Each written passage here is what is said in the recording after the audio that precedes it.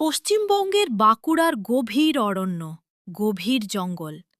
দিনের বেলা শান্ত হলেও সূর্য ডুবার সাথে সাথেই এই বন বদলে যায়।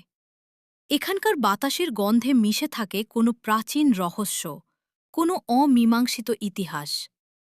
আর এই অরণ্যের হৃৎপিণ্ডে দাঁড়িয়ে আছে যে মন্দির, তাকে কেন্দ্র করে প্রচলিত আছে এমন এক ভয়ঙ্কর কাহিনী, যা শুনলে আপনার রক্ত হিম হয়ে যেতে বাধ্য। নমস্কার বন্ধুরা, আমি অভিরূপ। আজ আমরা জানব শ্যামারূপা মন্দিরের সেই রহস্যময় ইতিহাসের কথা। অনেক অনেক কাল আগে গড় জঙ্গল ছিল কাপালিক আর তান্ত্রিকদের গোপন ডেরা। জনশ্রুতি আছে এই শ্যামারূপা মন্দির ছিল তাদের তন্ত্র সাধনার অন্যতম কেন্দ্রবিন্দু। সেই সময় এই মন্দির নিয়ে যে কাহিনী সবচেয়ে বেশি চর্চিত হতো তা হল স্বয়ম্ভু বলি। আজ আমরা বলির নাম শুনলে শিহরিত হই, কিন্তু প্রাচীন সেই প্রথা ছিল কল্পনাতীত।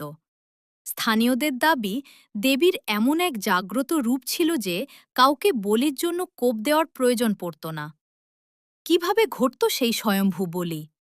বলা হয়, বলির পশুকে মন্দিরের হাঁড়িকাঠের সামনে এনে বেঁধে রাখা হতো। পাশে রাখা থাকত ধারালো খাড়া।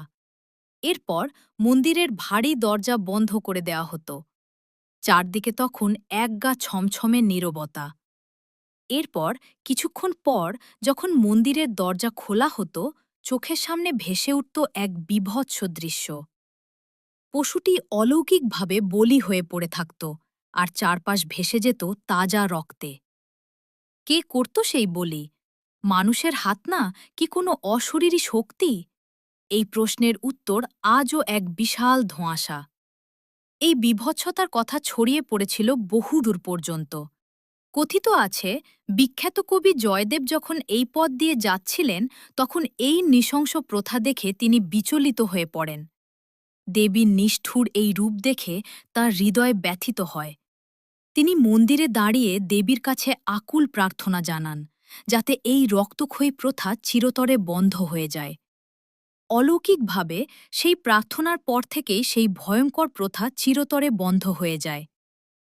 বর্তমানে শ্যামারূপা মন্দির অনেক শান্ত। সেখানে আজ আর বলির প্রথা নেই।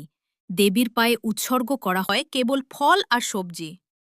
কিন্তু আজও যারা এই জঙ্গলে যান, তারা নাকি বুঝতে পারেন এখানে বাতাসের শব্দে আজও যেন সেই প্রাচীন তন্ত্রের ছায়া মিশে আছে। গড়ের জঙ্গলের এই শ্যামারূপা কি আজও কোনো রহস্য লুকিয়ে রেখেছে? কমেন্টে আপনার মতামত জানান। দেখা হবে পরের ভিডিওতে।